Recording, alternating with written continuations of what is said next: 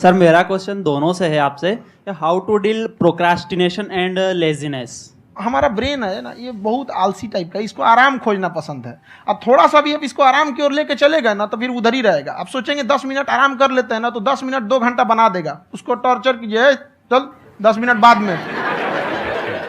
Hello दोस्तों, आज हम बात करेंगे भारत के सबसे बड़े एजुकेशनल टीचर जिनका यूट्यूब पर चैनल है, आप सब उनको जानते हैं। उनका नाम है हम सबके प्यारे खान सर, पटना वाले दोस्तों। और उनके साथ में इस भारत के दुनिया के सबसे बड़े मोटिवेशनल स्पीकर जिनका चैनल शायद ही ऐसा कोई न जानता हो, वर्ल्ड के number 1 motivational speaker Sandeep Maheshwari sir. तो इस शो में आपने जितनी भी चीज़ें देखनी है देख लो। इतना बेस्ट मोटिवेशनल जो स्पीच हुआ है, जो टिप्स दिए गए हैं कंपटीशन की तैयारी करने वाले स्टूडेंट्स को, वो आपके बहुत काम में आएंगे। और साथ में छोटी मोटी इसमें हंसी मजाक और मोटिवेशनल की बातें, एजुकेशन की बातें और अपनी जर्नी के बारे में बताया है खान सर ने। तो इस वीडियो को ज़रूर पूरा देखें दोस्तों। आई होप आपको ये वीडियो बहुत अच्छा लगेगा और आपके काम में भी आएगा दोस्तों, जिससे आप आने वाले अपने कॉम्पिटिशन्स के एग्ज़ाम हैं उसमें ज़्यादा से ज़्यादा मार्क्स अचीव कर सकते हैं, अपने माइंड को स्ट्रेस फ्री रख सकते हैं दोस्तों। और एक एजुकेशनल और मोटिवेशन का जो मिक्सअप है, बहुत ही अच्छा कोलैबोरेशन हुआ है इन दोनों के बीच में। आई होप आपको वीडियो पसंद आएगी। पसंद आए तो लाइक करना, शेयर करना और प्लीज़ मेरे चैनल को सब्सक्राइब करना। सर मेरा क्वेश्चन दोनों से है आपसे, how to deal procrastination and laziness. हमारा ब्रेन है ना, ये बहुत आलसी टाइप का है, इसको आराम खोजना पसंद है। अब थोड़ा सा भी अब इसको आराम की ओर लेके चले गए ना तो फिर उधर ही रहेगा। आप सोचेंगे 10 मिनट आराम कर लेते हैं ना, तो 10 मिनट 2 घंटा बना देगा। उसको टॉर्चर कीजिए, चल 10 मिनट बाद में। उसको आप उस पर हावी में, वो कह रहा है कि हमको आराम चाहिए, आपको हाँ आराम मिलेगा, पहले काम फिर मिलेगा आराम। तो आप उसके हिसाब से मत चल। आपका मन कर रहा है थोड़ा सा देख लेते हैं, कोई नोटिफिकेशन आया, आप कोई काम कर रहे हैं, क्यों पहले काम कर लीजिए, बाद में देखिएगा ना नोटिफिकेशन। आप हावी मत होने दीजिए यहाँ पे। अगर आप 5 मिनट भी थोड़ा सा लूज पड़े ना, थोड़ा सा कमर सीधा कर लेते हैं, 2 घंटा बर्बाद कर दिया आपको। हावी मत होने दीजिएगा उसको अपने ऊपर। प्रोक्रेस्टिनेशन को तोड़ने का एक ही तरीका है, सबसे छोटे लेवल पे ले जा करके उस गोल को तोड़ दो। यानी वो गोल बहुत बड़ा है, उसको ब्रेक डाउन करो, उसके सबसे पहले स्टेप पे आ जाओ कि उसको अचीव करने का सबसे पहला स्टेप क्या है। जैसे गाड़ी चलाना सीखना है, उसका सबसे पहला स्टेप क्या है। अगर घर में कोई नहीं है सिखाने वाला या सिखाने वाली, तो बाहर जा करके जो गाड़ी का ड्राइविंग स्कूल है उधर जा करके पैसे दे दो। अब फंस गए ना तो फंसा दो अपने आप को। दिमाग ये लगाओ कि अपने आप को कैसे फंसाया जाए। जब हम फंस जाते हैं ना तो फिर हमको वो काम करना ही पड़ता है। Then there is no looking back. जब तक आप सोच रहे हो तब तक सोच रहे हो, उसको बोलते हैं पैरालिसिस ऑफ एनालिसिस, कि आप सोचते चले जा रहे हो अपने माइंड में, मैं ये करूंगा वो करूंगा वो करूंगा वो करूंगा, और प्रोक्रेस्टिनेट हो रहा है, वो चीज टलती चली जा रही है। तो उसको छोटे से छोटे लेवल पे ब्रेक डाउन करके उसको कर दो। That is number 1। और जैसे ही करना शुरू करते हो, कोशिश करो कि उसको जब तक कि आप सही से नहीं कर लेते हो, उसको छोड़ना नहीं है, तो आपकी लेजीनेस भी खत्म हो जाएगी। कई लोगों को तो हमने देखा जो सप्ताह में कुछ भी नहीं करता, वो भी संडे को आराम कर रहा है।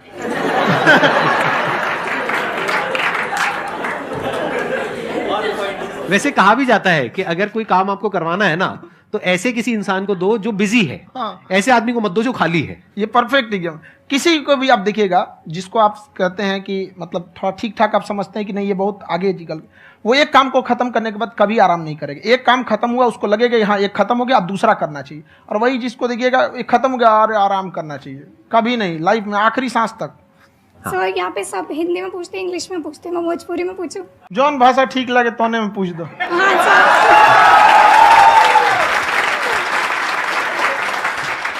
सर ये पूछे के चाहते नहीं कि जैसे हमने के पढ़ाई करे निशान, तो कभी कभी डेली टारगेट्स जो होला वो कंप्लीट ना होला। अगर टारगेट्स कंप्लीट भी होला तो फिर ऐसा इरिटेशन या फिर वो एंजाइटी या फिर कि और करना है या फिर अभी नहीं हुआ, वो चीज़ हमेशा रहेला। तो वो कम कैसे करल जाए? देखिए टारगेट्स को ना हम लोग को एक अपने हिसाब से पहले फिट करना चाहिए। ऐसा नहीं कि दूसरे किसी इंसान को देख के हम टारगेट फिट कर ले। कोई लड़का 8 घंटा पढ़ रहा है, कोई पहली बार अभी पढ़ना ही चालू किया, उसको देख के 8 घंटा पढ़ेगा तो पढ़ाइए छोड़ देगा। तो आप अपनी क्षमता के हिसाब से देखिए कि आप कितना पढ़ सकते हैं। अगर आपने एक घंटे को बना लिया कि हम 1 घंटा पढ़ सकते हैं, अगले 1 हफ्ते तक उसको सस्टेन रखिए। जिम में कैसे करते हैं लोग, पहले दिन उठा लीजिएगा 1 कुंटल तो हार्ट अटैक हो जाएगा। तो वो धीरे धीरे टारगेट सेट कीजिए और अपनी क्षमता को भी देखिए। हर इंसान की क्षमता अलग है। कंगारू को देख के हाथी छलांग मारेगा, पैर तोड़ के बैठ जाएगा।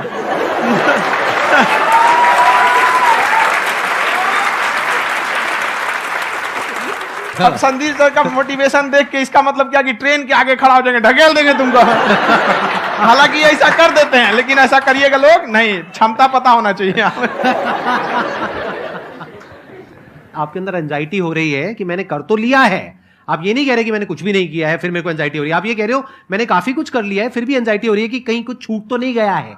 तो बेसिकली आपको ये देखना है कि अगर आपके अंदर ये एंजाइटी हो रही है, that means you are a very good student, आप एक अच्छे स्टूडेंट हो। क्यों? क्योंकि बहुत सारे स्टूडेंट्स तो ऐसे हैं उनको पढ़ने के नाम से एंजाइटी होती है। तो आपको एंजाइटी हो रही है कि मैंने पढ़ लिया, दिन में मानो 8 घंटे का आपने टारगेट सेट किया और 6 घंटे पढ़ लिया, या मान लो 8 घंटे भी पढ़ लिया, फिर भी एंजाइटी हो रही है कि मैंने 10 घंटे नहीं पढ़ा। तो ये तो अच्छी क्वालिटी है ना, ये तो एक ब्रिलियंट स्टूडेंट की क्वालिटी है, क्योंकि एंजाइटी उसी को होती है जो केयर करता है, जिसको परवाह है, उसी की तो एंजाइटी होती है। जैसे माँ को अपने बच्चे की, जैसे एक माँ को अपने बच्चे को लेकर के एंजाइटी होती है। हंस लो मजाक उड़ा लो मेरा। कोई बात नहीं, एडिट कर देंगे इसको हम। हाँ।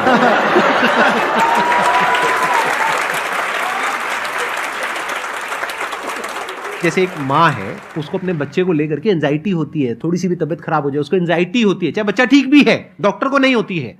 क्यों? क्योंकि माँ को उस बच्चे से प्यार है। तो दैट मीन्स कि आप अपनी पढ़ाई को लेकर के सीरियस हो, इस वजह से आपके अंदर एंजाइटी हो रही है, विच इज नॉर्मल। जहां पर प्यार मोहब्बत होती है वहां पर थोड़ी बहुत एंजाइटी तो होती ही है ना। समझ रहे हो ना मैं क्या कहना चाह रहा हूं? आप लोग समझ रहे हो ना मैं कहां जा रहा हूं? जब वो किसी और से बात करती है तो एंजाइटी होती है ना।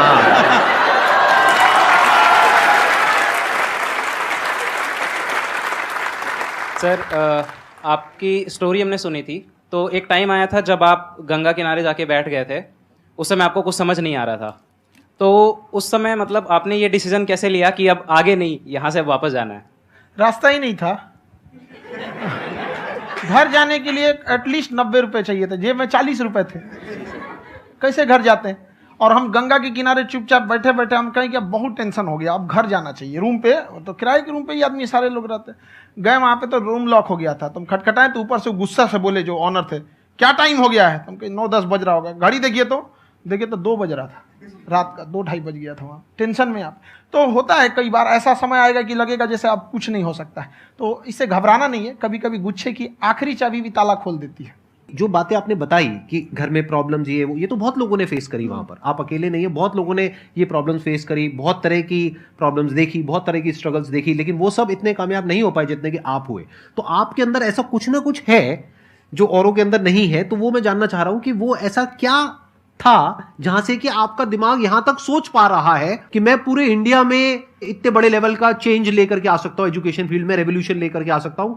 ये सोचना ही बहुत लोगों के बस का नहीं है। मेरी एक खुद की थिंकिंग, अगर हमको कोई 100 रुपए किसी काम के लिए दिया, हम सबसे यही कहते हैं, तो हम कोशिश करते हैं उसे 200 का रिटर्न दे। अगर कोई हमसे 200 रुपया फीस दे रहा है, 250 दे रहा है, तो हम उसको ये कोशिश करते हैं कि तुम्हें ऐसा लगे कि नहीं भैया हमने 10-20 हज़ार का पढ़ लिया यहाँ पर। वो ईमानदारी से कभी कमी नहीं। और हमेशा अगर हम प्रॉमिस X का करते हैं तो डिलीवर 4X करना चाहते हैं। ध्यान से सुनना और ध्यान से समझना इस फर्क को। अगर आप समझ पाए तो बहुत आगे जाओगे लाइफ में। एक वो होते हैं जो ये सोचते हैं कि हमें सब कुछ मिल जाए, हमें कुछ भी करना ना पड़े। दूसरी कैटेगरी होती है लोगों की जिनको जितना मिलता है उसमें भी चोरी चकारी करते हैं या कोशिश करते हैं कि उससे कम दे सामने वाले को जितना कि हमें मिल रहा है। तीसरी कैटेगरी होती है लोगों की, जो इनके जैसे लोग होते हैं, वो क्या करते हैं, वो ये सोचते हैं कि अगर मैंने किसी से 1 रुपए भी लिया, देखा जाए तो 200-250 रुपए कुछ भी नहीं होता है, 200-250 रुपए अगर मैंने लिया तो कैसे उसको 400 रुपए की वैल्यू दूं। ये जो थिंकिंग है ना, यही एक फर्क होता है एक ऐसे इंसान में जो बहुत आगे निकल जाता है और उस इंसान में जो मीडियोकर रह जाता है। आप अपने आप को अपने आप के ऊपर समय दीजिए, उसको डेवलप कीजिए। जब आप अपने आप के ऊपर खर्च करते हैं तो आने वाले समय में लोग गूगल पे आपको सर्च करते हैं। क्या बात है।